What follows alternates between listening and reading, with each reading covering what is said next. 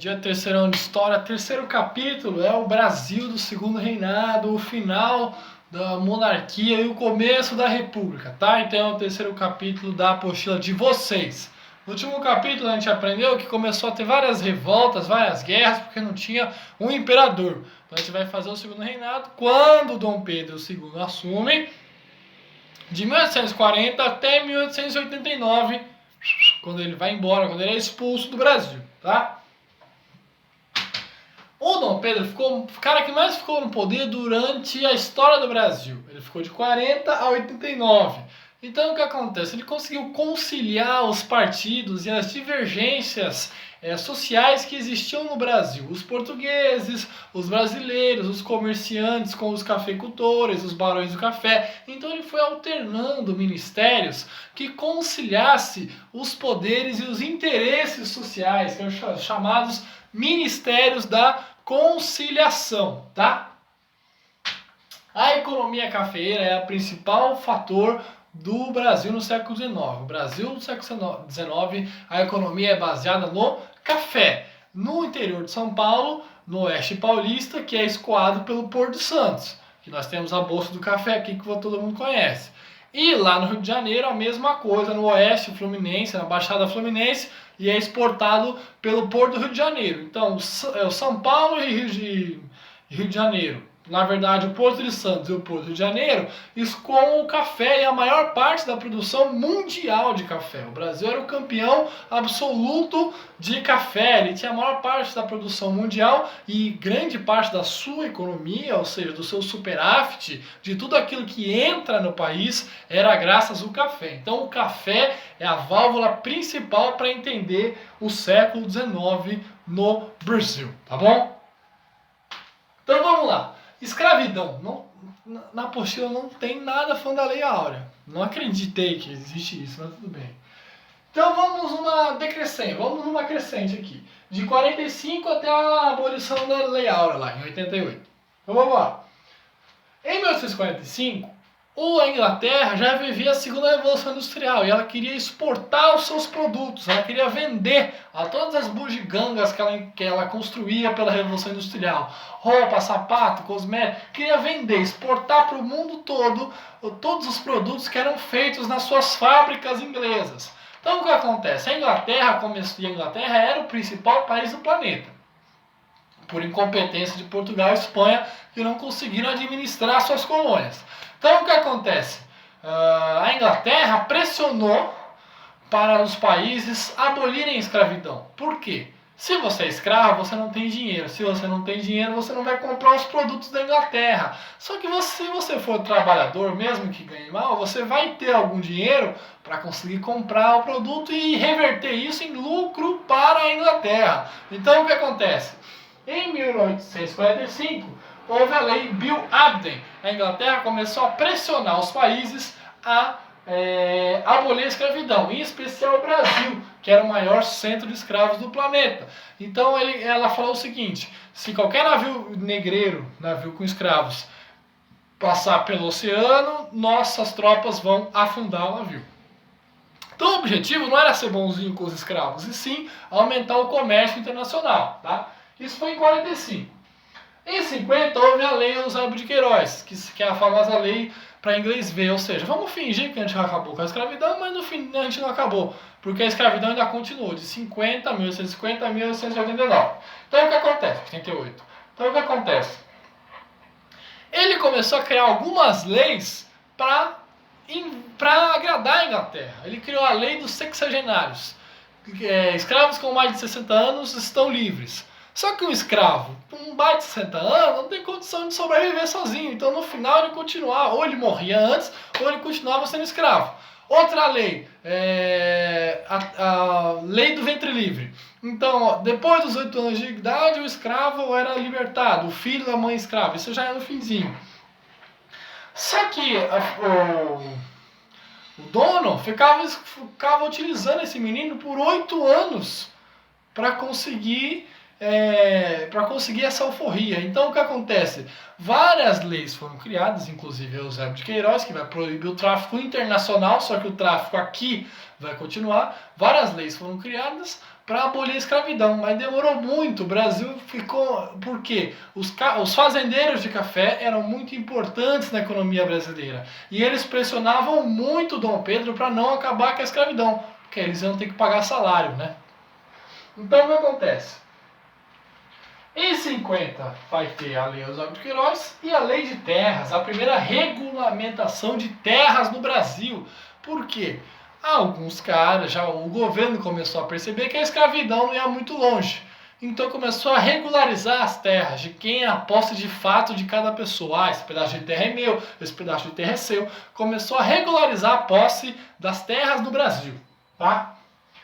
E aí mais tempo passou, até a crise política, e em 88 a princesa Isabel, por que ela estava no trono? Porque o Dom Pedro II estava doente. E ela foi lá e acabou com a escravidão no Brasil. Não porque ela quis, mas sim por uma pressão internacional.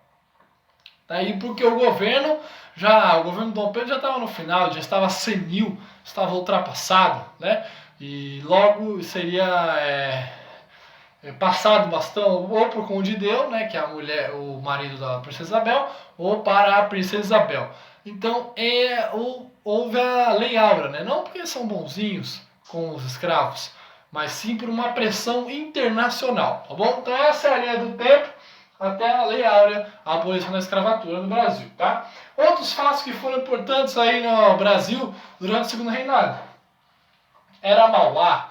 O que era Mauá? É um fruto de industrialização. O Barão de Mauá é como se fosse o Silvio Santos do século XIX. É o cara que criou várias empresas em vários ramos, criou ferrovia, criou estrada, ele criou vários instrumentos, um conglomerado de empresas, que é o tal do Barão de Mauá, e foi o primeiro grande empresário do Brasil. Só que no final da vida dele, o governo foi lá e começou a agir contra as empresas dele, e ele acabou decretando falência, né? Muito porque o governo começou a agir contra as suas empresas, né? Houve uma certa oposição ao poder que o Barão de Mauá começou a ter no Brasil, né? Então, por causa disso, lá no Rio de Janeiro, houve essa oposição contra os seus negócios, tá? Guerra do Paraguai. O Paraguai não tem saída para o mar. E ele começou a invadir os territórios dos vizinhos, buscando essa saída, ou pelo Rio da Prata, que é o rio que passa entre Uruguai, Argentina e Brasil, ou dominando territórios. O tal do Solano Lopes é o ditador paraguaio e queria a todo custo transformar o Paraguai num grande Paraguai. Ao mesmo tempo, a Argentina buscava expandir o seu território para se tornar hegemônica na América do Sul, porque sempre houve a briga entre a Argentina e o Brasil. Nisso, aconteceu o quê? Uma troca de oposições, apoios mútuos de oposições. Houve a Guerra do Paraguai. Foi o Paraguai, que era muito mais avançado, com muito mais armas, porque ele se preparou para o conflito contra Brasil, Uruguai e Argentina. Tá? Então 3 contra 1 e mesmo assim demorou para acabar a Guerra do Paraguai.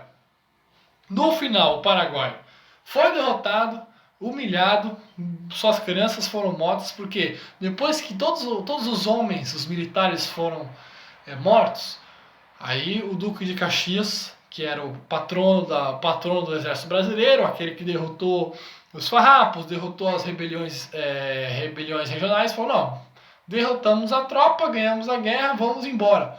Só que o Dom Pedro mandou o Conde Deu, que é o marido da princesa Isabel, para chefiar e capturar o Solano Lopes, que era o grande vilão, o ditador paraguaio, e perseguiu o Solano Lopes até achar. E nisso, até ele chegar em Assunção, até entrar no Paraguai, o que acontece?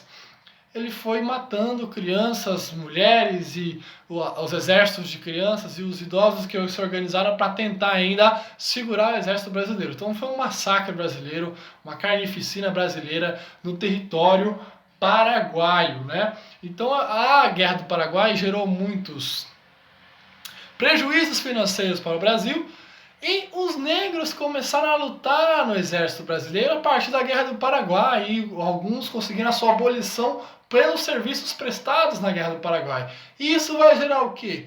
Campanha pela legalização da escravidão, né? Para acabar com a escravidão. Então a Guerra do Paraguai, além de prejudicar o governo do ponto de vista econômico, foi um fator fundamental para acabar, abolir com a escravidão, tá? Proclamação da República. O Brasil era uma monarquia cercado de várias repúblicas, só isso já era um grande motivo. O Brasil era uma monarquia escravista no meio de várias repúblicas que já haviam abolido a escravidão. Por quê? Porque os fazendeiros apoiavam o governo de Dom Pedro II. Quando a princesa Isabel acabou com a escravidão, os fazendeiros saíram do poder, saíram do governo. Então isso já é um fator fundamental para a proclamação da República. Fazendeiros. Segundo grupo social que abandonou o Dom Pedro II foram os militares. Com a Guerra do Paraguai, os militares se sentiam valorizados, heróis nacionais. Eles voltaram a ser sucateados após a Guerra do Paraguai. E isso gerou uma revolta dentro do exército. Então são os fazendeiros e o exército, dois fatores fundamentais.